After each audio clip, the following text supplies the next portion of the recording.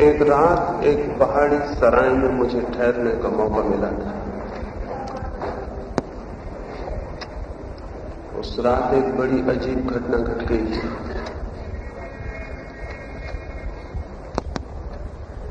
वो घटना रोज ही याद आ जाती है, क्योंकि रोज ही उस घटना से मिलते जुलते लोगों के दर्शन हो जाते। उस रात उस पहाड़ी सराय में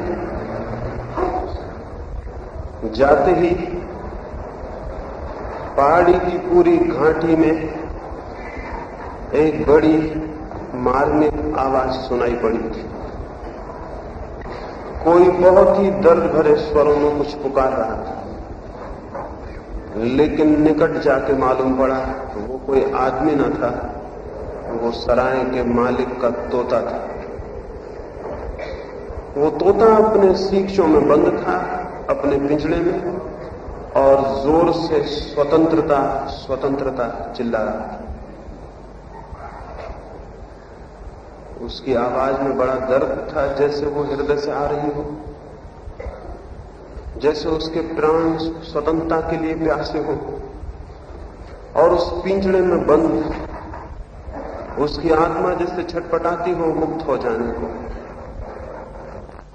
उस तोते की उस आवाज में मुझे दिखाई पड़ा जैसे हर आदमी के भीतर कोई बंद है पिंजड़े में और मुक्ति के लिए प्यासा है और चिल्ला रहा है। उस तोते से बड़ी सहानुभूति मालूम हुई, लेकिन सुबह मुझे पता चला कि बड़ी गलती हो गई। वो तोता चिल्लाता रहा, मालिक सराय का सो गया और सराय के दूसरे मेहमान भी सो गए, तो मैं उठा, उस तोते के पिंजड़े को खोला और उस तोते को मुक्त करना चाहा। मैं उस तोते को बाहर खींचता था, वो तोता भीतर सींचों को पकड़ता था और चिल्लाता था, स्वतंत्रता स्वतंत्रता। मैंने बड़ा मुश्किल उस तोते को खींच के पिंजड़े के बाहर किया। इस पिंजड़े से खींचने में उसने मेरे हाथ पर भी काट लिया, हाथ पर चोट भी की। उसे पिंजड़े से बाहर निकाल के मैं निश्चिंत हो गया और मुझे लगा कि चलो एक आत्मा मुक्त हुई। मैं निश्चिंत जाके सो गया, लेकिन सुबह 5 बजे जब मेरी नींद खुली तो मैंने देखा तोता अपने पिंजड़े में वापस बैठा है और चिल्ला रहा है, स्वतंत्रता स्वतंत्रता। तब मुझे बड़ी हैरानी हुई। तब मेरी समझ में आया ये स्वतंत्रता की प्यास तोते के हृदय से नहीं उठ रही है, ये सिखाई गई प्यास। ये आवाज उसके मालिक ने सिखाई है, उसी मालिक ने जिसने उसे पिंजड़े में बंद किया। और ये तोता पिंजड़े को भी पकड़े हुए है, छोड़ने भी नहीं चाहता और स्वतंत्रता की आवाज भी दिए चला जाता। फिर वो बात भूल जानी चाहिए थी, वो बात बहुत दिन हो गई बीते हुए, लेकिन रोज मुझे ऐसे आदमी मिल जाते हैं जो चिल्लाते हैं स्वतंत्रता चाहिए, मुक्ति चाहिए, परमात्मा चाहिए। और मैं उनको गौर से देखता हूं तो पाता हूं वो अपने पिंजड़ों को पकड़े हुए, और अगर उनको निकालने की कोशिश करो तो तोते की भांति वो भी हमला करते हैं, वो नाराज होते हैं। और अगर उन्हें जबरदस्ती कोई निकाल के बाहर भी कर दे तो बाहर वे हो भी नहीं पाते, थोड़ी देर में फिर भीतर दिखाई पड़ते। वे लोग जो स्वतंत्र होना चाहते हैं, वे लोग ही अपने हाथ से अपने पिंजड़े बनाए हुए हैं, अपने हाथ से अपनी जंजीरें निर्माण कर रहे हैं। वे लोग जो मुक्ति के आकाश में उड़ना चाहते हैं, उन्हें मैं आदमियों के द्वारा बनाए गए मंदिरों में बंद देखता हूं। वे लोग जो मोक्ष की कामना करते हैं, आदमी के द्वारा निर्मित किताबों में उन्हें बंद देखता हूं। वे लोग जो स्वतंत्रता की प्यास की गुहार मचाते हैं, वो मैं देखता हूं कि हजार हजार परतंत्रताओं में उन्होंने खुद अपने को बांध लिया। तब बहुत हैरानी होती है और उस तोते की मुझे याद आ जाती। तोता तो दया करने योग्य था, लेकिन इन आदमियों के लिए क्या किया जाए? तोता तो फिर भी तोता था और सिखाई हुई बातों दोहरा रहा। लेकिन क्या आदमी भी सिखाई हुई बातें तो नहीं दोहरा रहा है? क्या ये ईश्वर की प्यास और सत्य की खोज और ये मुक्ति की कामना ये भी कहीं सिखाए हुए पाठ तो नहीं? क्योंकि अगर ये सिखाए हुए पाठ न होते तो ये अद्भुत घटना कैसे घट सकती थी कि जो आदमी मुक्त होना चाहता है वही अपने हाथ से अपनी जंजीरें निर्मित करता हो, एक तरफ चिल्लाता हो कि मुझे मुक्ति का आकाश चाहिए और दूसरी तरफ पिंजड़े बनाता हो, कारागृह बनाता हो। ये एक ही आदमी के द्वारा कैसे संभव हो सकता था? लेकिन ये आश्चर्यजनक घटना हम सबके जीवन में घट रही है। शायद कारण ये हो सकता है कि जिन बातों को हम स्वतंत्रता के लिए मार्ग समझ रहे हैं वे ही बातें पिंजड़ा बन जाती हों और हमें इसका पता ना हो। शायद जिन बातों को हम मुक्ति की सीढ़ी समझते हो वही हमें अमुक्ति में ले जाने का द्वार बन जाता हो और हमें इसका बोध न हो। इस संबंध में थोड़ी सी आज मुझे बात करनी है। शायद उस तरफ कुछ इशारे करने से हमें अपनी प्रधानताएं और कारागृह दिखाई पड़ जाएं। और बड़े रहस्य की बात यह है कि उनका दिखाई पड़ जाना ही उनसे मुक्त हो जाना हो जाता है। उनके लिए कुछ और नहीं करना पड़ता। इसके पहले कि मैं ये चर्चा मैं भीतर चलूं, एक और छोटी कहानी कहूंगा। एक और दूसरी सराय में ले चलना चाहता हूं। अभी एक पहाड़ की सराय में हम गए थे, अब एक मरुस्थल की सराय में ले चलने का मेरा इरादा। वहां भी एक रात एक बड़ी अजीब घटना घट गई। मरुस्थल के अत्यंत निर्जन स्थान पर वो सराय थी। काफिले आते ठहरते और आगे बढ़ जाते। उस रात भी एक बड़ा काफिला वहां आके ठहरा। उस काफिले के मालिकों ने अपने ऊंटों पर से सामान निकाला और अपने ऊंट बांधे, लेकिन अंत में उन्हें पता चला कि उनके पास 100 ऊंट थे, लेकिन एक खूंटी किसी ऊंट की रास्ते में गिर गई थी। 99 ऊंट बन गए थे, लेकिन एक ऊंट अनबंधा रह गया। अंधेरी रात में उस निर्जन रास्ते पर उसे बिना बंधा नहीं छोड़ा जा सकता था, उसे बांधना जरूरी था। मालिकों ने जाके सराय के बूढ़े को पूछा कि क्या एक रस्सी और एक खूंटी मिल सकेगी? एक ऊंट हमारा अनबंधा रह गया और अंधेरी रात में अनबंधा ऊंट छोड़ना ठीक नहीं। उस बूढ़े सराय के रखवाले ने कहा, रस्सी और खूंटी तो यहां नहीं है, लेकिन जाओ गड़ा दो खूंटी और बांध दो रस्सी और ऊंट को बांध दो। वे हंसे। उन्होंने कहा, अगर हमारे पास खूंटी और रस्सी होती तो हम तुमसे पूछने ना आते। वही तो नहीं है, ऊंट को कैसे बांधे? तो उस बूढ़े ने कहा, झूठी खूंटी गड़ा दो और झूठी रस्सियां बांध दो। ऊंट को पता भर चल जाए अंधेरे में कि खूंटी गाड़ी गई और रस्सी बांधी गई, ऊंट सो जाएगा। उनको विश्वास न पड़ा। उन्होंने कहा, मैं विश्वास नहीं पड़ता। वो बूढ़ा हंसने लगा। उसने कहा, तुम पागल हो, ऊंट तो ऊंट, आदमी भी झूठी खूंटियों में बांध दिए जा सकते हैं। जाओ, कोशिश करो। मजबूरी थी, खूंटी थी नहीं। उस बूढ़े की बात को भी प्रयोग करके देख लेना लाजमी था। काफिले का मालिक गया और एक झूठी खूंटी उसने अपनी जिंदगी में पहली दफा गाड़ी। बड़े हैरानी से गाड़ रहा था, खूंटी थी नहीं, लेकिन वैसे ही आवाज कर रहा था जैसे कि खूंटी होती और गाड़ी जाती। ऊंट खूंटी गाड़ने की आवाज सुन के बैठ गया। मालिक हैरान हुआ, ऊंट राजी हो रहा था। उसने एक रस्सी बांधी जो नहीं थी और ऊंट के गले पर हाथ फेरा, जैसे कि रस्सी बांधते वक्त हमेशा फेरता रहा। ऊंट बन गया, ऊंट सो गया। मालिक भी अपनी जगह जाकर सो गया और हैरान हुआ कि बूढ़ा बड़ा अनुभवी है, ऊंटों के संबंध में उसका बड़ा ज्ञान। सुबह जल्दी ही काफिला चलने को तैयार होने लगा। 99 ऊंटों की खूंटियां उखाड़ ली गई और रस्सियां निकाल दी गई, लेकिन 100वें ऊंट पर तो कोई खूंटी न थी, न कोई रस्सी थी। निकाला भी क्या जाता है? उसे जबरदस्ती धक्के देकर उठाने की कोशिश की जाती रही, लेकिन ऊंट ने उठने से इंकार कर दिया। वो बंधा हुआ है, वो उठता भी कैसे? काफिले का मालिक घबरा गया कि क्या इस बूढ़े पहरेदार ने कोई जादू कर दिया है। शक तो रात में भी हुआ था। वो गया उस बूढ़े के पास कि तुमने क्या कर दिया है ऊंट को? ऊंट उठता नहीं। उस बूढ़े ने कहा, पागलो, पहले उसकी खूंटी निकालो और रस्सी खोलो। उस बूढ़े ने कहा, लेकिन खूंटी हो, रस्सी हो, तब हम खोलें।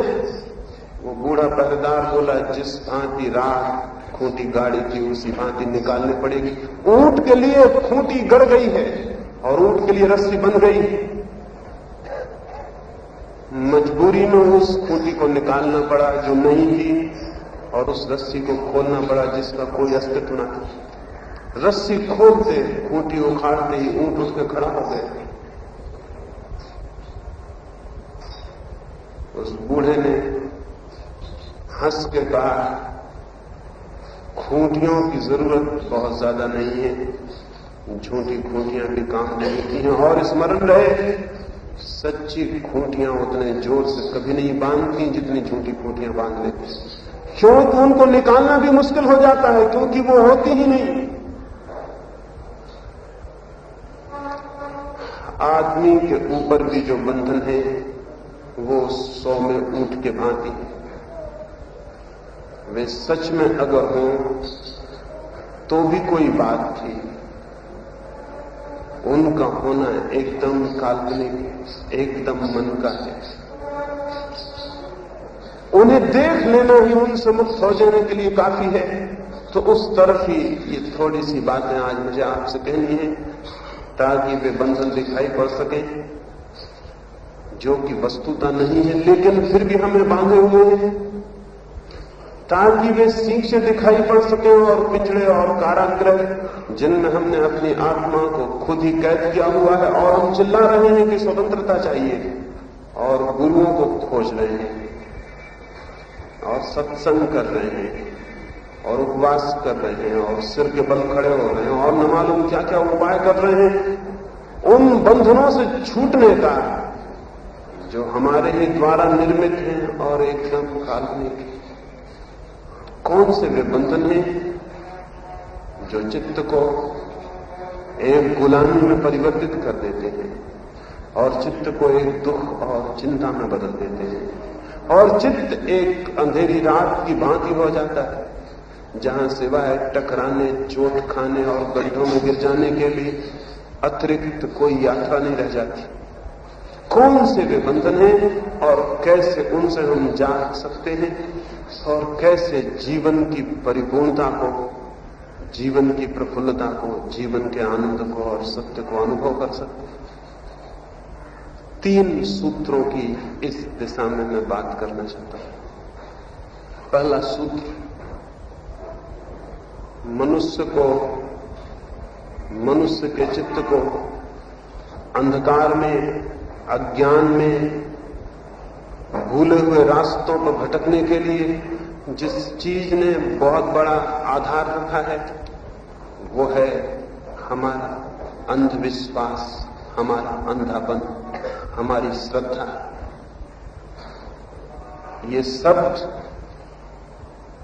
बहुत आदृत हो गया है हजारों साल की पूजा के कारण, लेकिन इससे जहरीला, इससे विषाक्त और कोई शब्द नहीं।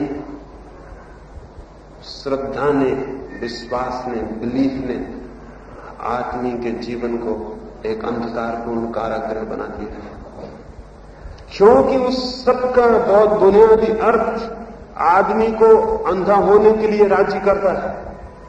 और जो आदमी अंधा हो जाता है फिर वो कैसी भी खूंटियों पर विश्वास कर सकता है, क्योंकि अगर वो आंख खोले तो दिखाई पड़ सकता था कि खूंटियां झूठी थी।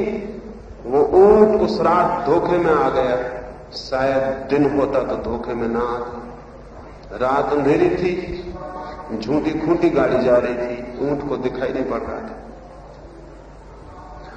आदमी की जिंदगी में रात पैदा करने की तरकीब ईजाद कर ली गई है। आदमी की आंख बंद कर दी जाए तो रात हो जाती, फिर उस अंधेरी रात में उस बंद आंखों में कोई भी बंधन खड़े किए जा सकते हैं।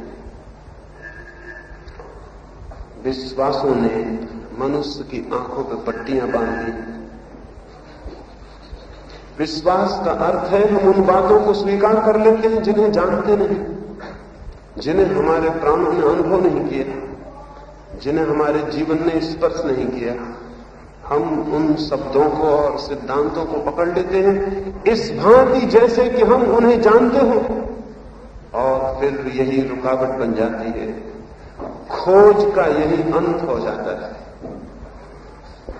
एक गांव में एक बहुत बड़ा तार्किक, एक बहुत बड़ा विचारक था। वो एक दिन सुबह गांव के तेली के पास तेल खरीदने गया। उसने देखा कि तेली अपनी दुकान पर बैठा हुआ है और दुकान के पीछे ही तेली का कोल्हू चल रहा है, बैल चल रहा है, चक्कर काट रहा है और तेल पेर रहा है। कोई उसे चला नहीं रहा था। तो उस विचारक ने उस तेली को पूछा, बैल को कोई चला नहीं रहा लेकिन बैल चलता जा रहा है, बात क्या है? उस तेली ने कहा, देखते नहीं बैल की आंखें बंद हैं, आंखें बंद, बैल को ये पता भी नहीं है कि कोई नहीं चला रहा है। उस विचारक ने पूछा, लेकिन अगर वो खड़ा हो जाए तब तो उसे पता चल जाएगा कि पीछे कोई नहीं है। उस तेली ने कहा, जरा गौर से देखें, बैल के गले में मैंने घंटी बांध रखी, जब तक घंटी बजती रहती मैं समझता हूं कि बैल चल रहा है, और जब घंटी बंद हो जाती मैं उठ के बैल को फिर से पीछे से चला देता हूं, तो बैल को ये ख्याल बना रहता है कि मैं हमेशा उसके पीछे हूं, इसलिए वो खड़े होने की हिम्मत नहीं करता। उस विचारक ने थोड़ा सोचा और उसने कहा, यह भी तो हो सकता है कि बैल खड़ा हो जाए और सिर को हिलाता रहे ताकि घंटी बजे और आपको धोखा पैदा हो जाए। उस तेली ने कहा, माफ करो और जल्दी से दुकान से जाओ, कहीं बैल तुम्हारी बातें न सुन ले। ये तुम्हारी बात बड़ी खतरनाक हो सकती है, मेरा सारा धंधा ही चौपट हो सकता है। आदमी की आंख पर भी कुछ धंधे करने वाले लोगों ने पट्टियां बांध दी और वे बड़े डरते हैं कि विचार की कोई बात इन आंखें बंद आदमियों के कानों में न पड़ जाए, नहीं तो ये सारा धंधा चौपट हो सकता है जो धर्म के नाम पर सारी जमीन को एक जहरीले नाग की तरह घेरे हुए। आदमी के आंख पर पट्टियां बांध दी गई हैं और विचार की कोई खबर न पहुंच पाए उसके पास। इसलिए हजारों साल से यह समझाया जा रहा है कि विश्वास करना विचार नहीं, विचार भटका देगा, विश्वास ही पार ले जाने वाली नाव है, जबकि अंधापन कब किसको पार ले जा सकता है। फिर यह अंधापन किसी भी प्रकार का हो सकता है, आस्तिक का हो सकता है, नास्तिक का हो सकता है। अगर आस्तिक घर में पैदा हुए हैं तो यह आस्तिक का होगा अंधापन कि बचपन से ये विश्वास मन में डालना शुरू कर दिया जाएगा, ईश्वर है, मोक्ष है, नरक है, स्वर्ग है, और ये भी बात सिखाई जाएगी कि कभी संदेह मत करना। संदेह करने वाला आदमी भटक जाता है, जबकि सच्चाई यह है कि जो संदेह करता है वही किसी दिन सत्य पर पहुंच पाता है, जो संदेह नहीं करता उसके सत्य तक पहुंचने का कोई मार्ग नहीं। लेकिन विश्वास करने वाला सिखाता है संदेह मत करना, डाउट मत करना, विश्वास करना, जरा भी संदेह मत लाना, बस विश्वास करना। ये कितनी नासमझी की बात है। कोई आदमी कितना ही विश्वास करे, क्या विश्वास करने से उसके भीतर के संदेह का अंत हो सकता है? जबरदस्ती लाया गया विश्वास क्या भीतर संदेह को समाप्त कर सकता है? संदेह भीतर मौजूद रहेगा। लाख विश्वास को हम ऊपर से ओढ़ते चले जाएं, लेकिन भीतर जब तक चेतना जागी हुई है वो कहेगी मुझे ये पता नहीं, ये सही भी हो सकता है, ये गलत भी हो सकता है। इस संदेह को कुचलते जाओ। विश्वास की शिक्षा है, संदेह को कुचलो, इसके प्राण ले लो, इसकी गर्दन दबा दो, इसकी आवाज बाहर मत आने दो और तुम विश्वास को ओढ़ते चले जाओ। ऐसा आदमी अगर अपने भीतर के संदेह की हत्या करने में समर्थ हो गया है तो वो समझ ले उसने संदेह की नहीं, अपनी ही आत्महत्या कर ली, क्योंकि तब उसका अंधापन स्थायी हो गया जिसका इलाज नहीं हो सकेगा। लेकिन कोई आदमी कभी भी अपने भीतर के संदेह की पूरी हत्या करने में कभी समर्थ नहीं हो पाता। ऊपर से विश्वास ठोक लेता है, भीतर संदेह बना रह जाता है, और इसी संदेह को दबाने के लिए और विश्वास को मजबूत करने की उसे 1000 कोशिशें करनी पड़ती हैं, 1000 उपाय करने पड़ते हैं ताकि भीतर का कहीं संदेह फिर से न जाग जाए। सारे धर्म यही करते रहे हैं, जबकि स्थिति सत्य के खोजी की बिल्कुल उल्टी होगी ये कि वो अपने संदेह को पूरी तरह विकसित करे, ठीक ठीक विकसित करे। सम्यक संदेह, राइट डाउट ही यात्रा का प्राथमिक बिंदु है। वो ठीक से संदेह करे, संदेह के विज्ञान को समझे, संदेह की पूरी ताकत को समझे और पूरे प्राणों से, पूरे प्राणपण से जिज्ञासा करे, पूछे, शक करे। और अगर वो ठीक से संदेह करता चला जाए और पूरी तरह से और इस संदेह में कहीं भी समझौता न करे, तो एक दिन संदेह की ये खोज ही उसे उन रास्तों पर पहुंचा देगी। ये संदेह की निरंतर खोज ही उन्हें उन तथ्यों पर पहुंचा देगी जिन पर संदेह नहीं किया जा सकता है।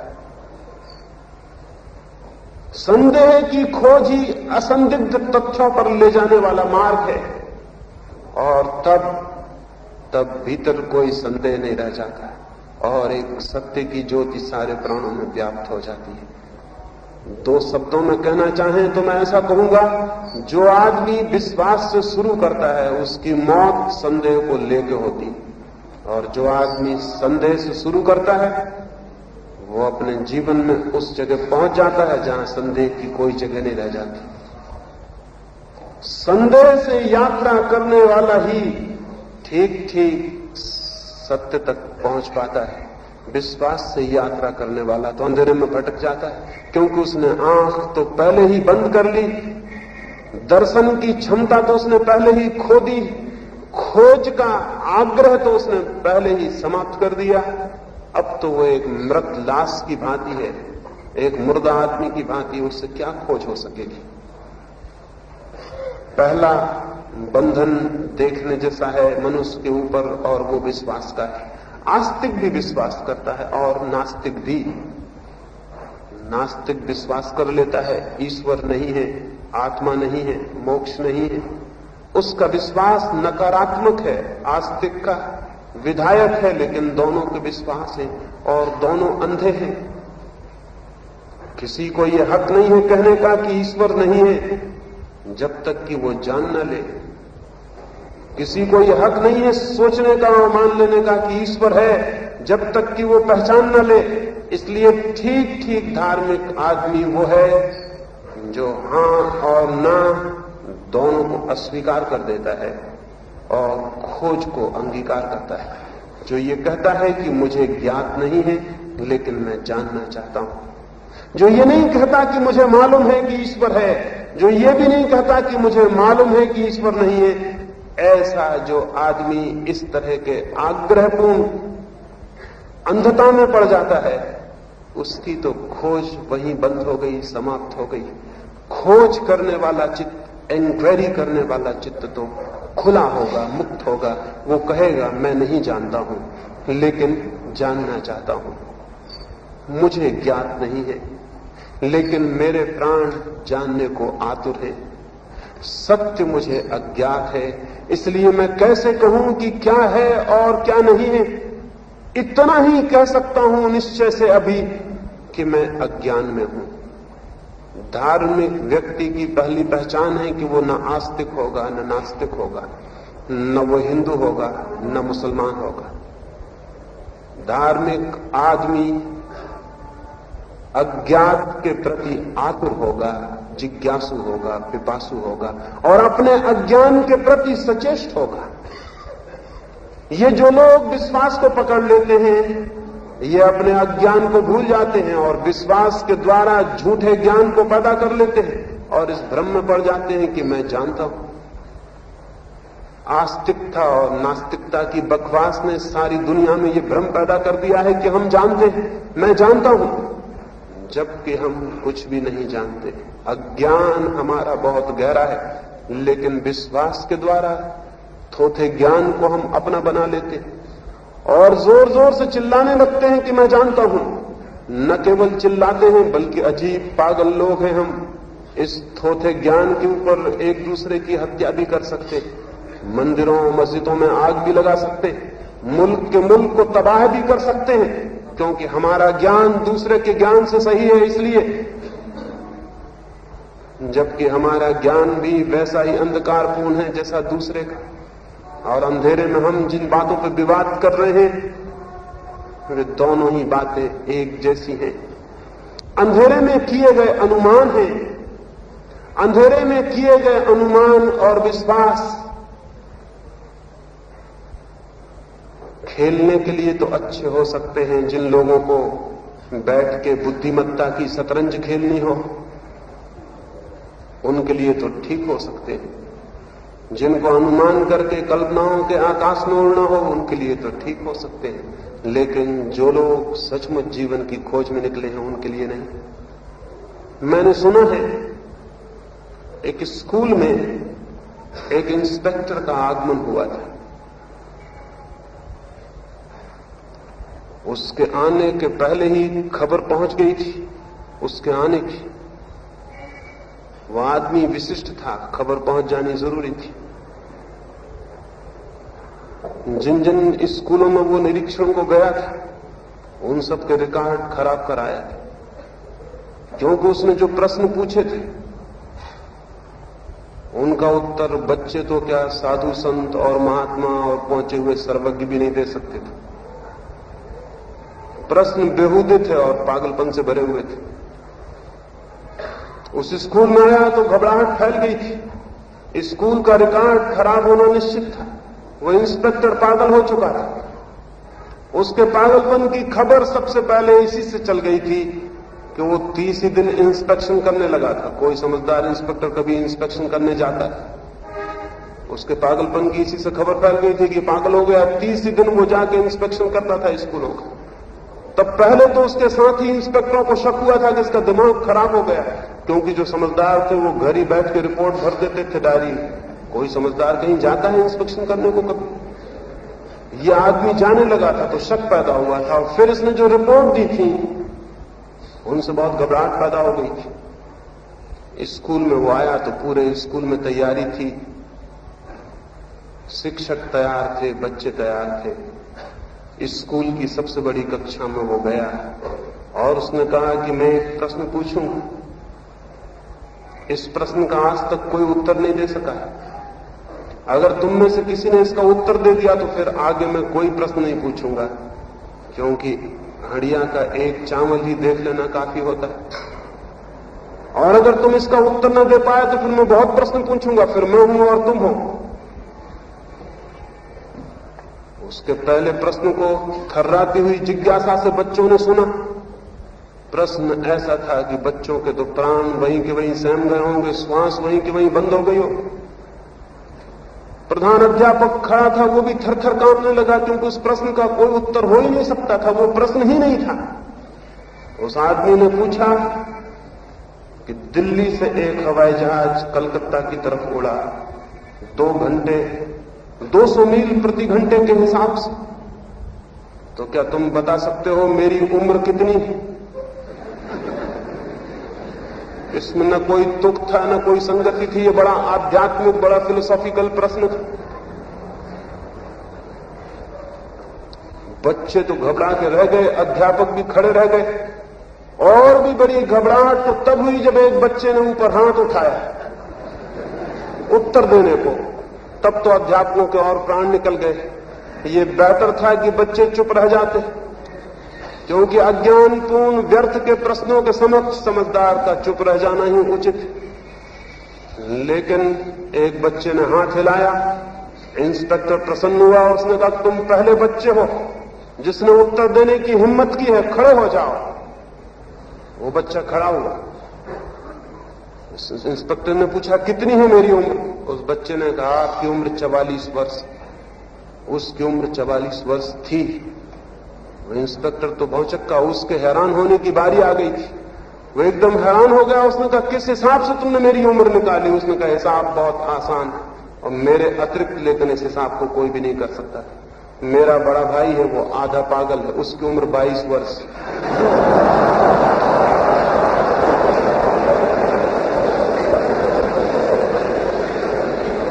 आप सारे मुल्क में पूछ लेते तो भी इसका उत्तर मिलने वाला नहीं था। ये उत्तर मैं ही दे सकता हूं।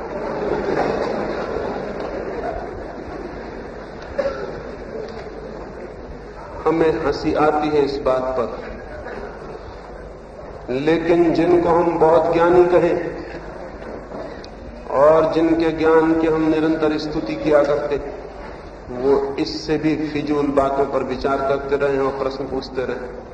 मध्य युग में यूरोप के साधु संत इस बात पर विचार करते रहे कि एक सुई की नोक पर कितने फरिश्ते खड़े हो सकते हैं। इस इंस्पेक्टर से ठीक हालत में थे ये लोग।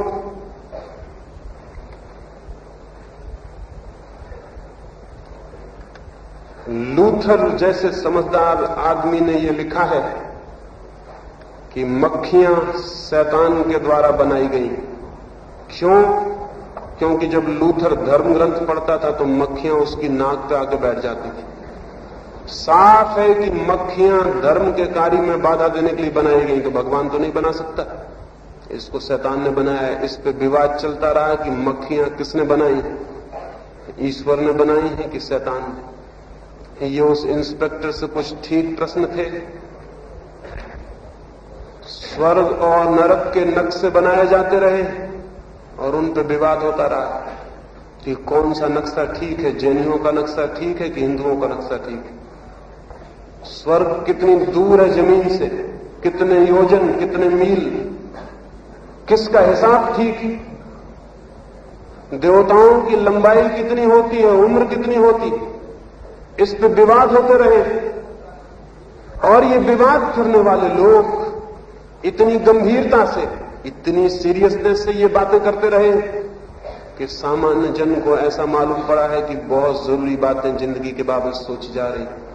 और फिर इन बातों से, इन विचारों से जो नतीजे निकाले, जैसे उस लड़के ने 44 वर्ष की उम्र का नतीजा निकाला, इनसे जो नतीजे निकाले हैं उन पर आम आदमी को कहा गया है कि तुम विश्वास करो, हमने खोज लिया है, तुम विश्वास करो, हमने पता लगा लिया है, तुम विश्वास करो, तुम्हारा काम है विश्वास करने का।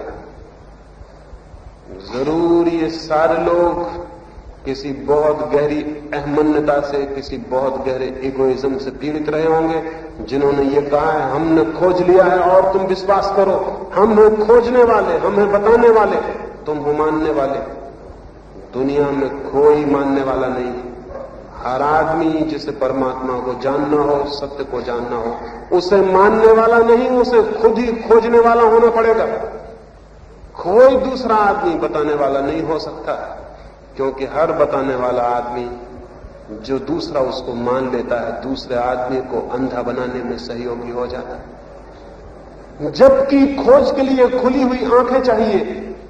इसलिए पहली बात मैं आपसे कहना चाहता हूं, अपने विश्वासों की तरफ बहुत खुली आंख से देखें तो आपको पता चलेगा विश्वास झूठे हैं और सीखे हुए हैं, संदेह सच्चा है और अनसीखा हुआ है। वह आपके भीतर है, वह आपके प्राणों में है, वह आपकी आत्मा की ताकत है। संदेह आपकी शक्ति है और विश्वास बिल्कुल उधार, जबरदस्ती आरोपित बातें हैं।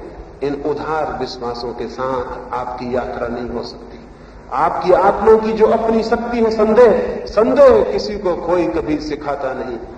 संदेह जन्म के साथ जन्म लेता है, विश्वास सिखाए जाते हैं। विश्वास दूसरों से मिलते हैं, संदेह मेरा है।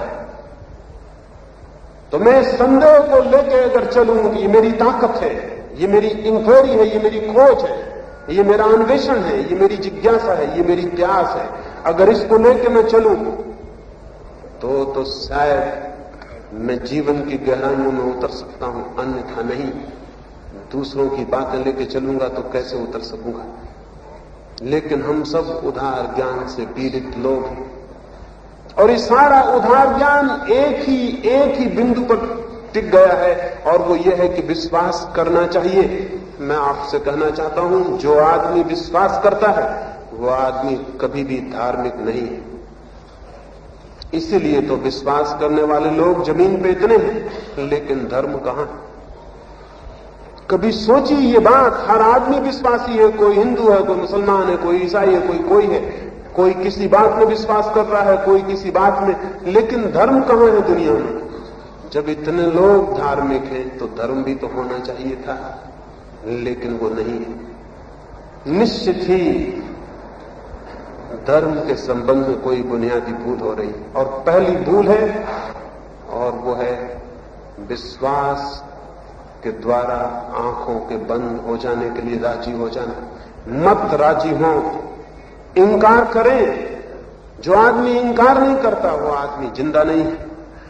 इंकार करें चारों तरफ से आते हुए प्रभाव को, जो कहता है कि विश्वास करो, और भीतर की जिज्ञासा को दबा देना चाहता है, भीतर की आत्मा को बंद कर देना चाहता है, भीतर के प्राणों को परतंत्र कर देना चाहता है। चारों तरफ के प्रभाव से सजग होना जरूरी है, और उसके प्रति एक गहरा इंकार, एक पूर्ण इंकार मन के भीतर स्पष्ट होना चाहिए कि मैं किसी भी प्रभाव के कारण स्वीकार नहीं करूंगा उस दिन तक, जब तक कि मैं न जान लूं। ऐसी जिसके भीतर जिज्ञासा होती है, ऐसी अदम्य जिसके भीतर प्यास होती है, वो जरूर जानने में समर्थ हो जाता है। ये पहली बात है। दूसरी बात,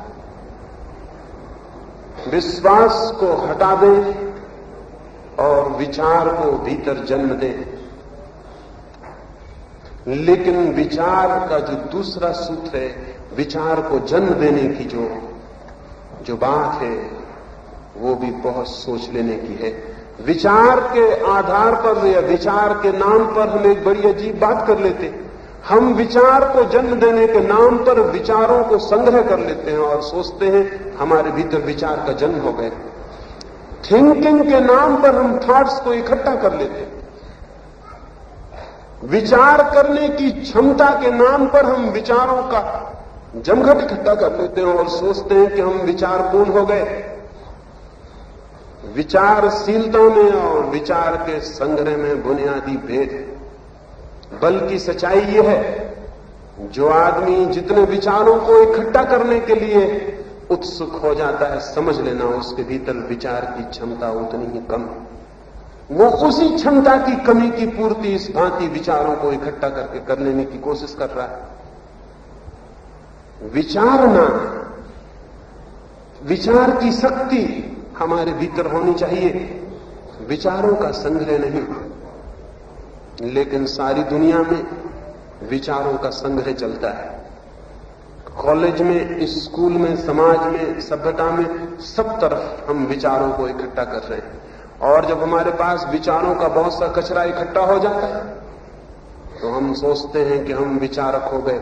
और जब एक आदमी वेद और उपनिषद के उद्धरण देने लगता है तो हम उसके पैर छूने लगते हैं कि यह आदमी ज्ञानी हो गया।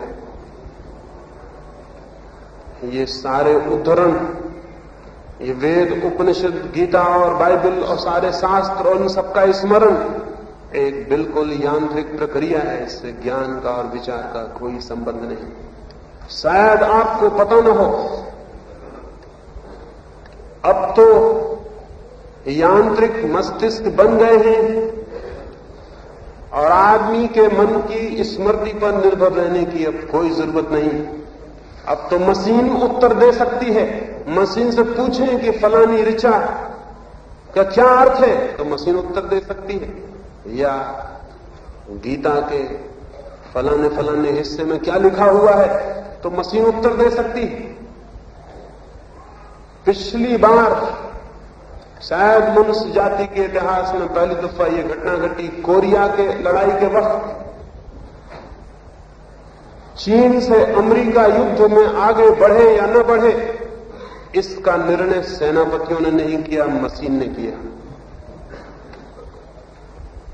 मशीन से पूछा गया, जिस मशीन को कोरिया की स्थिति के बाबत सब पता है, जिस मशीन को चीन की स्थिति के बाबत सब पता है, जिस मशीन को अमेरिका की ताकत के बाबत सब पता है, उस मशीन से पूछा गया कि इस समय चीन से युद्ध में उतरना ठीक है या नहीं। मशीन ने उत्तर दिया, बिल्कुल ठीक नहीं। और युद्ध में चीन के आगे फिर अमेरिका नहीं बढ़ा, हाथ उसने खींच लिए। मशीन को सब जानकारी दे दी जाती है, वो उत्तर नहीं देती। आपका दिमाग क्या करता है? जानकारी दिमाग में भर दी जाती है, दिमाग उत्तर देने लगता है। मैंने आपसे पूछा आपका नाम, आप फौरन बोले राम, तो आप सोचते हैं आपने कोई बहुत विचारपूर्ण काम किया। आपको बचपन से भर दिया गया कि आपका नाम राम, आपका नाम राम, ये आपकी स्मृति में जाके टंकित हो गया, ये टेप रिकॉर्ड हो गया। वहां बाहर से प्रश्न आया आपका नाम, भीतर से स्मृति बोली राम, आप समझे कि आप विचारक हो गए। ये काम तो मशीन कर देती, इसमें कोई विचारशील हो जाने का सवाल नहीं। विचारशीलता विचारों का संग्रह नहीं है। फिर विचारशीलता क्या है? अगर विचारशीलता विचारों का संग्रह नहीं तो विचारशीलता क्या है? विचारशीलता है जीवन के प्रति एक सचेतना, जीवन के प्रति एक जागरूकता, जीवन के प्रति निरंतर प्रतिक्षण जागा हुआ होना। जो आदमी प्रतिक्षण, जीवन में तो प्रतिक्षण चारों तरफ से हमारे ऊपर घटनाएं घट रही हैं, आघात हो रहे हैं, उनके उत्तर हमारे भीतर से आने हैं। सुभाष बाबू के बड़े भाई थे शरद चंद्र, वो ट्रेन में सफर करते थे। बाथरूम में स्नान करने को गए, सांझ का वक्त, अंधेरा हो गया। वो स्नान करते थे, उनकी कीमती घड़ी हाथ से छूट गई और संडास के रास्ते नीचे ट्रेन के गिर गई। बाहर आए, उन्होंने चेन खींची, गाड़ी रुकी, लेकिन रुकते रुकते तो कोई 1 मील का फासला तय हो गया। अंधेरी रात, ड्राइवर और कंडक्टर ने, गार्ड ने कहा बहुत मुश्किल है घड़ी को खोजना, 1 मील पीछे न मालूम घड़ी कहां पड़ी हो, इस अंधेरी रात में उसे कैसे खोजा जा सकता है? शरद चंद्र ने कहा नहीं, कठिनाई नहीं होगी, मैंने जलती हुई सिगरेट उसके पीछे ही डाल दी, तो मेरी सिगरेट जहां पड़ी होगी उसके 1 फीट के घेरे में घड़ी होनी चाहिए, और जलती हुई सिगरेट है, वो अंधेरे में भी दिखाई पड़ जाएगी, आप आदमी भेजें। वो घड़ी मिल गई, वो जलती सिगरेट के 1 फीट पास पड़ी हुई थी।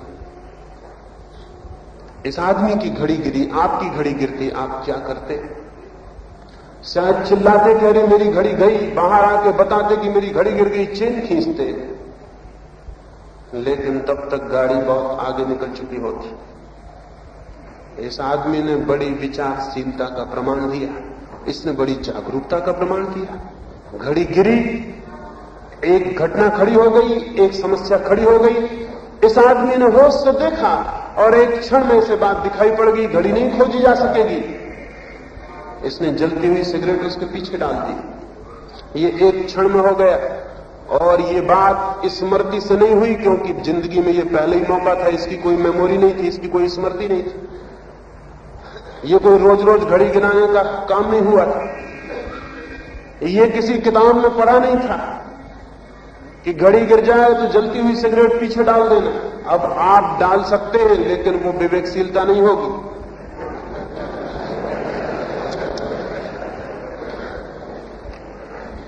ये तो आदमी को तत्क्षण उसके जागे हुए होने का सबूत था।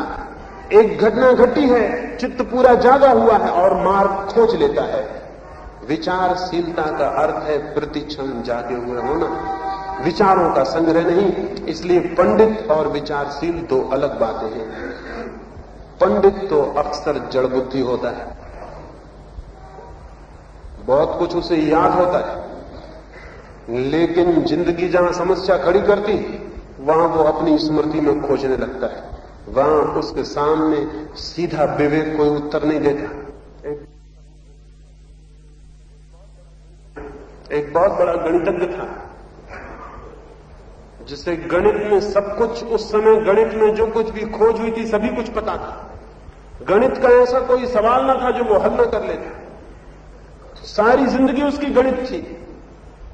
वो अपने बच्चों को लेकर, अपनी पत्नी को लेकर पिकनिक पे गया हुआ था। बीच में एक छोटी नाला पड़ा। उसकी पत्नी ने कहा 5-6 बच्चे थे। उसने कहा कि बच्चों को ठीक से पार करा दे। उसने कहा ठहरो, मैं एवरेज गहराई नापे लेता हूं, औसत गहराई का पता लगा लेता हूं। वो अपना फुट पास में रखता था। उसने जल्दी से जाके, छोटा सा नाला था, उसको 4-6 जगह फुट को डाल के नापा। जल्दी से रेत पे आके हिसाब लगाया। उसने कहा बेफिक्र रहो, हमारे एवरेज बच्चा ऊंचा है गहराई से, एवरेज गहराई कम है, एवरेज बच्चा ऊंचा, आने दो। वो आगे चला गया। कोई बच्चा बड़ा था, कोई बच्चा छोटा था, कोई बहुत छोटा था। बच्चे डुबकी खाने लगे। उसकी पत्नी चिल्लाई कि बच्चे डूबते हैं। वो भागा उस पार जहां उसने हिसाब किया था रेत पे कि कोई भूल तो नहीं हो गई। वो बच्चा डूबता रहा। वो गणितज्ञ भागा रेत के किनारे। ऐसा कैसे हो सकता है? उसने कहा मैंने हिसाब बिल्कुल ठीक लगाया हुआ था। वो वापस गया अपना हिसाब देखने। वो बच्चा वहां डुबकी खा रहा था और मर रहा था। ये आदमी कैसा है? इसमें बुद्धिमत्ता तो जरा भी नहीं है, विचारशीलता तो जरा भी नहीं है। हाँ, खुश जिसको कहें पांडित्य गणित का बहुत है। शायद गणित में उससे कोई नहीं जीत सकता था। परीक्षा होती तो गोल्ड मेडल उसे मिलता। इसीलिए तो ये होता है कि विश्वविद्यालय जिनको गोल्ड मेडल देते हैं, जिंदगी उनका कोई भी सम्मान नहीं कर पाती। जिंदगी में उनका कहीं कोई पता नहीं चलता। पंडित तो वो होते हैं, विचार का संग्रह खूब होता है, हिसाब खूब होता है, लेकिन जिंदगी पांडित्य नहीं पूछती। जिंदगी तत्क्षण विचारशीलता की मांग करती है, क्योंकि एक क्षण आप चूके, आप हिसाब लगाने में रह गए और जिंदगी बह गई। जिंदगी ठहरी थोड़ी रहती आपके लिए कि कल आना और उत्तर दे देना। मैंने सुना है एक बहुत बड़ा रूसी डॉक्टर था, वो बच्चों की अंतिम चिकित्सा के विज्ञान की परीक्षा ले रहा था। उसने एक युवक को पूछा जिसकी सारी परीक्षाएं हो गई थी और अंतिम उसकी मुखाग्र परीक्षा हो रही थी और अंतिम डिग्री थी ये रूस में जो चिकित्सा विज्ञान में मिलती। उसने उससे पूछा कि इस तरह का मरीज है और ये दवा है, कितनी दोगे? उसने कुछ उत्तर दिया। उत्तर देके वो बाहर चला गया। दरवाजा खोल के बाहर हो रहा था, तब उसे ख्याल आया कि इतनी मात्रा में देने से तो वो पॉइजन है, वो मरीज मर जाएगा, मात्रा ज्यादा हो गई। वो वापस लौटा और उसने कहा माफ करिए, मैंने थोड़ा ज्यादा बता दिया, आधी देंगे। उस डॉक्टर ने कहा बाहर हो जाओ, मरीज मर चुका है। सवाल थोड़ी है ये कोई, तुम दे चुके दवा, मरीज मर चुका है, जिंदगी रुकी थोड़ी रहेगी तुम्हारे लिए कि तुम फिर लौट के आ गए और कहने लगे कि वो जरा ज्यादा मात्रा हो गई, थोड़ा कम देंगे। उसके वो विद्यार्थी असफल हो गया। उसके उस परीक्षक ने कहा कि मरीज मर चुका है, आप लौट जाइए, बात खत्म हो गई, जिंदगी रुकती नहीं। जिंदगी रुकती नहीं है तो इसका मतलब क्या हुआ है? इसका मतलब हुआ कि प्रति क्षण हमें जागा हुआ होना चाहिए। जब जिंदगी सामने हो तब भीतर होश होना चाहिए। विचार का अर्थ है अत्यंत होशपूर्वक जीना, विचार का संग्रह नहीं। निरंतर सावधानी से जीना, निरंतर जागे हुए जीना, वो विचार का अर्थ है। तो दूसरा सूत्र है चित्त निरंतर विचार पूर्ण होना चाहिए। विचारों से भरा हुआ नहीं, बल्कि विचारशीलता से भरा हुआ। कैसे ये चित्त विचारशीलता से भरेगा? उसके लिए तीसरा सूत्र, अंतिम सूत्र आपसे कहना चाहता हूं, और ये बड़े आश्चर्य की बात है। शायद ये देखने में बात विरोधी मालूम पड़ेगी। वही व्यक्ति सर्वाधिक विचारशील होता है जिसके चित्त में सबसे कम विचार होते हैं।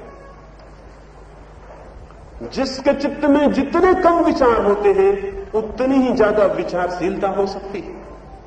और जब विचार बिल्कुल नहीं होते तो चित्त परिपूर्ण विचार में उपस्थित हो जाता है, मौजूद हो जाता है। जब बिल्कुल थॉटलेस होता है मस्तिष्क, जब चित्त बिल्कुल विचार से शून्य होता है, तभी विचारशीलता अपनी परिपूर्णता पर होती है। ये बात देखने में उल्टी मालूम पड़ेगी, लेकिन इस बात से बड़ा और कोई सत्य नहीं है। जब विचार की कोई तरंग चित्त पर नहीं होती, तो चित्त सर्वाधिक रूप से जागरूक होने में समर्थ होता है, और तब जीवन से सीधा रिस्पांस होता है, तब जीवन से सीधा संबंध होता है, तब जीवन उधर एक बात खड़ी करता है और इधर मन उसके उत्तर से, शब्दों में नहीं बल्कि समग्र रूप से उसकी चुनौती को स्वीकार करने में और उसके निदान में, उसके हल करने में समर्थ हो जाता है। जैसे एक दर्पण हो, और दर्पण के ऊपर अगर धूल पड़ी हो तो फिर दर्पण बाहर जो है उसके प्रतिफलन में समर्थ नहीं रह जाता। धूल ना हो तो दर्पण के सामने कुछ भी आ जाए, दर्पण पूरा प्रतिफलन करता है। ऐसा ही चित्त जब विचार की धूल से बिल्कुल मुक्त होता है तो एक दर्पण बन जाता है, और जीवन को पूरे अर्थों में, पूरी सर्वांगीणता में प्रतिफलित करता है, रिफ्लेक्ट करता है। और तब हमारे भीतर से जो बाहर का जगत है उससे एक अंतर संबंध, भीतर और बाहर के बीच एक सेतु बन जाता है, एक ब्रिज बन जाता है। और तभी हम जान पाते हैं कि समग्रता क्या है, समग्रता में ही सत्य है। तब हम व्यक्ति नहीं रह जाते। विचारों का घेरा हमें व्यक्ति बनाता है, और निर्विचार की स्थिति हमें अव्यक्ति से जोड़ देती, वो जो सब के भीतर छिपा है उससे एक कर देती, और वहीं सत्य का, अमृत का, परमात्मा का या कोई और नाम हम उसे दें, या परम मुक्ति का या मोक्ष का पहला अनुभव शुरू होता है। तो ये तीसरा सूत्र है निर्विचारणा। और निर्विचारणा से विचार की क्षमता, वैचारिकता, विचार की शक्ति, होश और जागरूकता का जन्म होता है। इस तीसरे सूत्र पर थोड़ी बात कर लेनी जरूरी है। ये सर्वाधिक महत्वपूर्ण भी है। विचार से मुक्ति, निर्विचारणा, मन से विचारों की सारी लहरों का शांत हो जाना कैसे हो सकता है? किस भांति? क्या रास्ता हो सकता है?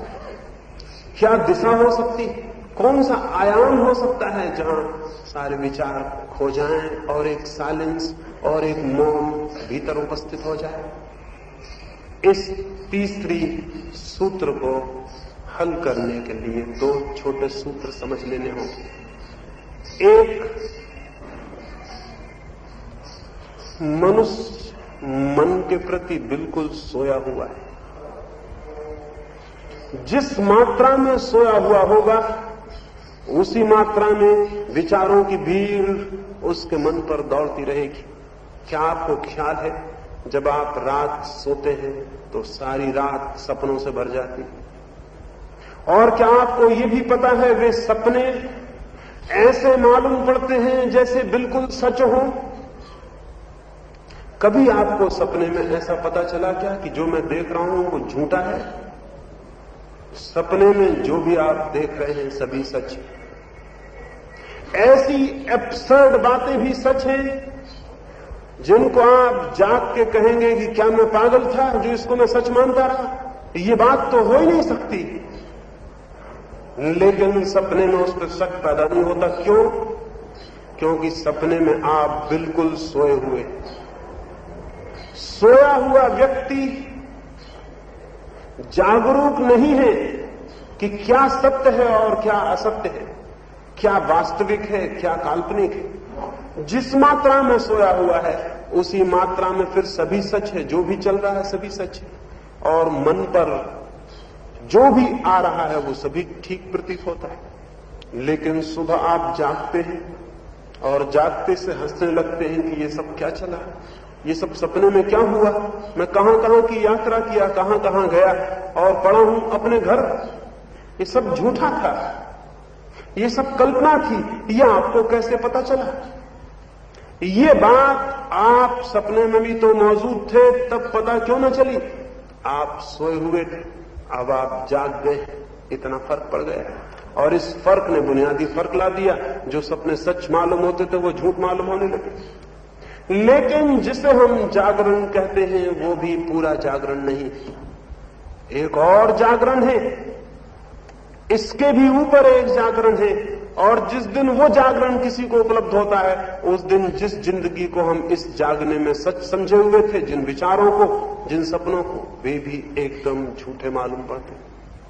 तब ज्ञात होता है कि वो भी एक सपना था, वो भी एक सपने से ज्यादा नहीं था। और चूंकि हम सोए हुए थे, इसलिए वो हमें सपना मालूम, हमें सच मालूम पड़ रहा, उसमें कोई सच्चाई न थी। चीन में एक बादशाह, एक ही लड़का था उसका, वो मरण सैया पर पड़ा था। बूढ़ा बादशाह, एक ही लड़का था, वो मरने के करीब है। चिकित्सक इंकार कर चुके कि बच नहीं सकेगा। वो रात भर उसके पास बैठा है। 2 रात बीत गई, तीसरी रात आ गई है, शायद आज सुबह नहीं हो सकेगी। लड़के की जिंदगी की ज्योति बुझी बुझी मालूम होती। 3 दिन का जागा हुआ राजा, बूढ़ा आदमी, वो उसके खाट के ऊपर ही सिर रख के सो गया। सोते ही उसने एक सपना देखा। उसने सपना देखा वो सारे जगत का सम्राट हो गया है। एक छोटे से राज्य का सम्राट था। सपने में देखा सारी प्रतिभा का राजा हो गया, सारी पृथ्वी उसके अंतर्गत, चक्रवर्ती सम्राट हो गया। 12 उसके लड़के हैं, बहुत सुंदर, बहुत युवा, बहुत सुंदर उसकी पत्नियां हैं, सब सुंदर है, सब सुखद है। और तभी वो जो सामने लड़का उसका सोया था, मरनासन, वो मर गया। महल में रोना पीटना होने लगा। उसकी पत्नी आई, छाती पीट के चिल्लाई तो उसकी नींद टूट गई। नींद टूट गई तो वो सारा राज्य, वो सपना, सारी पृथ्वी का राज्य, वो 12 सुंदर युवक पुत्र, वो सुंदर रानियां, वो सब समाप्त हो गए। आंख खोली तो देखा कि वो लड़का समाप्त हो गया। वो हंसने लगा। उसकी पत्नी हैरान हो गई। उसने कहा, आप हंसते हैं? और लड़का चल बसा। वो बोला, मैं किन लड़कों के लिए रोऊं? 12 लड़के और थे, वो भी चल बसे। एक बड़ा राज्य था, वो भी छिन गया। तुमसे बहुत सुंदर पत्नियां थी, वो अब नहीं। मैं उनके लिए रोऊं या ऐसे एक लड़के के लिए जो चल बसा? और मजा ये है कि जब मैं सो गया था तो ना ये लड़का मेरे लिए था, ना तुम थी, ना ये राज्य था। और एक और राज्य था, और लड़के थे, और रानियां थी। अब जब मैं जाग आया हूं तो वो राज्य नहीं है, वो लड़के नहीं है, वो रानियां नहीं है, अब ये लड़का है और तुम हो। और रात में फिर सो जाऊंगा और फिर कोई दूसरे सपने में जाग जाऊंगा। उसने, राजा ने कहा, मैं किसके लिए रोऊं ये नहीं समझ पा रहा हूं, इसलिए मुझे हंसी आ गई, क्योंकि जिंदगी में ये पहला मौका है कि मेरे सामने विकल्प खड़ा हुआ है कि मैं किसके लिए रोऊं। उन लड़कों के लिए जो बहुत सुंदर थे और 12 थे, उस राज्य के लिए जो बहुत बड़ा था, या इस लड़के के लिए जो एक था, अकेला था, और इस छोटे से राज्य के लिए और तुम्हारे लिए, किसके लिए रोऊं?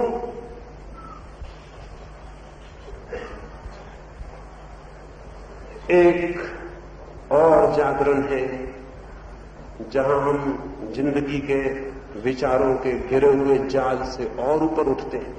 वो जागरण पैदा किया जा सकता है जागने की निरंतर सतत प्रक्रिया से ही वो जागरण पैदा हो जाता है। हमने जागने की कभी कोई कोशिश नहीं की। कभी आकस्मिक जागने के कोई क्षण आते हैं, आप रास्ते में जाते हो, कोई छुरा लेके आपके सामने खड़ा हो जाए, तो एक क्षण को आपके भीतर एक अवेकनिंग पैदा होगी। एक क्षण को आप पूरी तरह जाग जाएंगे, जैसे सारी नींद टूट गई, सारे विचार खत्म हो जाएंगे, सारे सपने छिन जाएंगे, सिर्फ एक तथ्य सामने खड़ा रह जाएगा और आपकी चेतना एक दर्पण बन जाएगी। एक क्षण को फिर बात खत्म हो जाएगी। कोई घर में मर जाएगा, कोई बहुत परिजन, उसकी मृत्यु एक चोट कर देगी और भीतर एक जागरण फलित होगा। एक क्षण को आप ठिठके रह जाएंगे और फिर सब विलीन हो जाएगा। जिंदगी में कभी कभी किन्हीं क्षणों में जागरण पैदा होता है, लेकिन इस जागरण को सतत सावधानी से भीतर जगाया जा सकता है। चलते उठते बैठते ये पैदा किया जा सकता है। एक छोटी सी घटना कहूं, उससे मेरी ये बात समझ में आ जाए। जापान में एक राजकुमार को उसके गुरु के घर भेजा गया था जागरण सीखने के लिए, और जिसके पास भेजा गया था वो अजीब गुरु था। उसने अपने घर के सामने तख्ती लगा रखी थी कि यहां तलवार चलानी सिखाई जाती है। राजकुमार बहुत हैरान हुआ, अपने पिता पे उसे हंसी आई कि इस गुरु के पास भेजा है जो तलवार चलाना सिखाता है, जागरण से इसका क्या संबंध। उस गुरु के पास गया। उस गुरु ने कहा, आए हो ठीक, लेकिन जल्दी मत करना। जो हम सिखाते हैं वो जल्दी नहीं सीखा जा सकता। और अब तुम मुझसे ये भी मत कहना कभी कि कब सिखाना शुरू करेंगे, कब पाठ शुरू होगा। वो जब मुझे मर्जी आएगी पाठ शुरू हो जाए। राजकुमार रहा, कुछ दिन बीते। एक दिन अचानक पीछे से गुरु ने आके लकड़ी की तलवार से उसके ऊपर हमला कर दिया। वो तो घबरा ही गया कि ये क्या हो रहा है, ये कैसा पाठ हो रहा है। वो चौंक के खड़ा हो गया, उसके सिर में चोट आ गई। उसने कहा, आप ये क्या करते हैं, आपका दिमाग तो ठीक है। उस गुरु ने कहा, पाठ शुरू कर दिया गया है, अब कभी भी किसी भी वक्त में हमला कर दूंगा, तुम्हें तैयार रहना पड़ेगा, तुम होश से रहना। कोई भी वक्त तुम खाना खा रहे हो और हमला हो सकता है, तुम किताब पढ़ रहे हो हमला हो सकता है, तुम स्नान कर रहे हो हमला हो सकता है। कोई भी क्षण अब तुम्हारी शिक्षा शुरू हो रही। ये बड़ी अजीब बात थी और बड़ी अजीब शिक्षा थी। रोज दिन में 10-5 दफा हमला होने लगा। हड्डी पसली उस लड़के की चोट खाने लगी। राजकुमार था, कभी ऐसी चोटें खाई भी नहीं थी। न मालूम कब कुछ भी काम करता हो पीछे हमला हो जाता। लेकिन एक सप्ताह में ही उसे एक नई बात का अनुभव हुआ। भीतर एक तरह की सावधानी तैयार होने लगी। 24 घंटे जैसे भीतर कोई सचेत रहने लगा, सतर्क रहने लगा। होता है हमला, अभी हो सकता है, कभी भी हो सकता है, कोई भी क्षण हमला बन सकता है। 1 महीना बीतते बीतते तो वो हैरान हो गया। उसके भीतर कोई बलशाली चेतना खड़ी हो गई।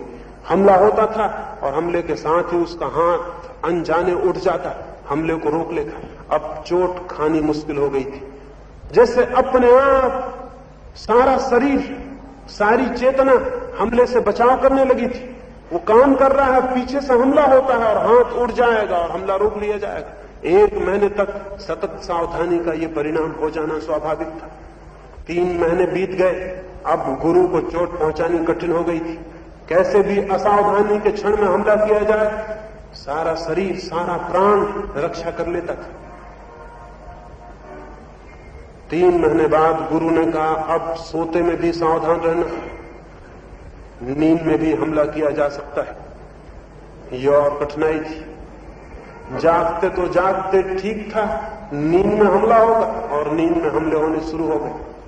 वो राजकुमार सो रहा है और कभी भी रात में 2-4 बार गुरु हमला कर दे। पहले तो उसे बड़ी मुश्किल हुई, चोट फिर पड़ने लगी शरीर पर, लेकिन चेतना 1 ही महीने में और गहरी हो गई। नींद में भी कोई जैसे बोध भीतर मौजूद रहने लगा कि हमला हो सकता है।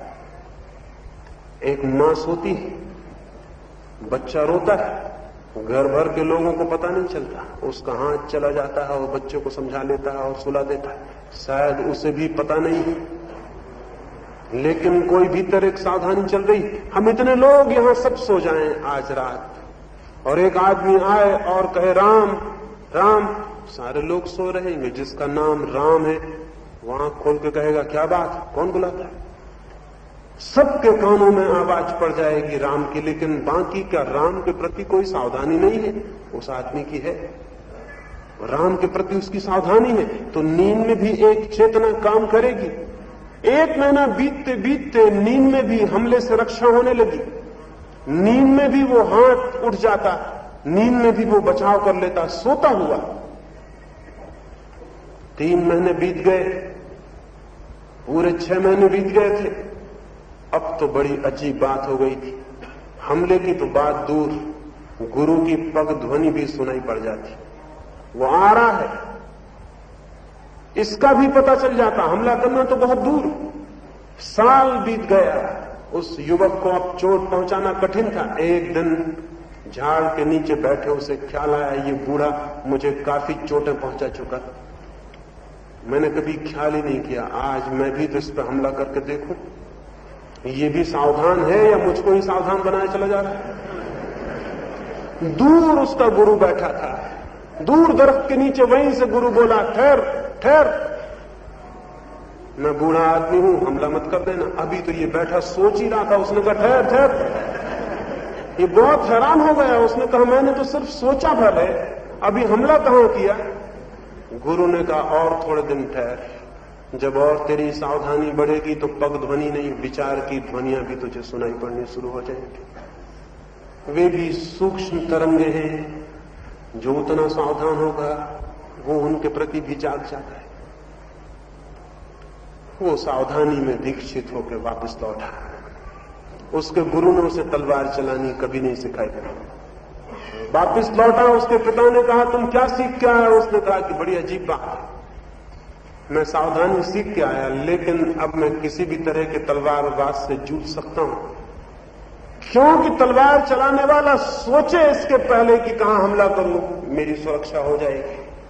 अब मैं सावधान, मैंने तलवार चलानी नहीं सीखी, मेरा गुरु अजीब था, उसने मुझे तलवार चलाना, कभी मुझे तलवार पकड़नी भी नहीं बताई। उसने कहा तलवार पकड़ के क्या करेगा, उससे क्या फायदा है। सवाल तो असल है कि तू जागरूक है तो तेरे ऊपर हमला नहीं हो सकता, हमले के पहले तेरी चेतना बचाव कर लेगी, तू तैयार है। जीवन में हम सब भी अगर सावधानी से चलना, उठना, बैठना, सोना करने लगे तो कोई तलवार चलाने सीखने की किसी गुरु के पास जाने की जरूरत नहीं है। अगर हम उठते बैठते सावधानी का प्रयोग करने लगे, जैसे हमेशा सचेत रहने लगे, जैसे हमेशा इस बात का स्मरण बना रहने लगे मैं क्या कर रहा हूं, कैसे उठ रहा हूं, कैसे बैठ रहा हूं, कैसे चल रहा हूं, एक एक कदम, एक एक श्वास हमारी होश से चलने लगे, हम उसके प्रति जागे रहने लगे, तो भीतर एक जागरूकता का जन्म निश्चित हो जाता है। और ये जागरूकता एक अद्भुत परिणाम लाती है। इस जागरूकता के पैदा होते ही विचारों की भीड़ विदा हो जाती है, सपनों की भीड़ विदा हो जाती है। एक नया जागरण खड़ा हमने, जिस चेतना के सामने कोई विचार नहीं टिकता, मन एकदम मौन और शांत हो जाता है।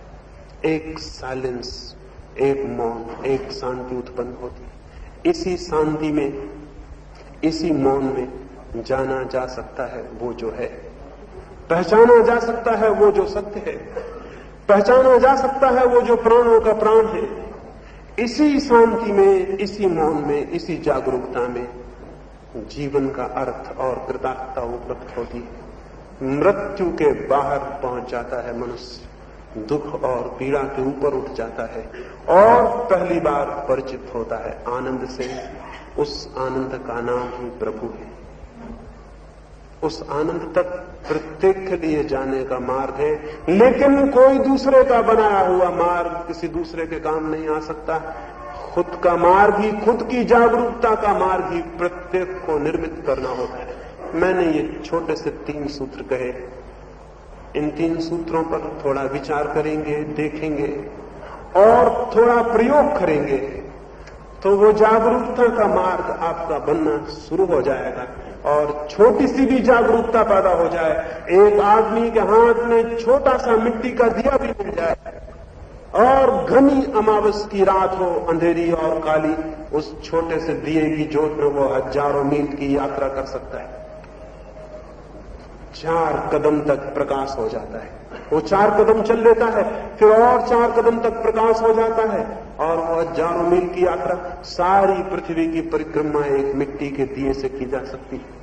अगर आपके भीतर छोटी सी ज्योति भी जागरूकता की जलनी शुरू हो जाए तो सारे परमात्मा की परिक्रमा की जा सकती है।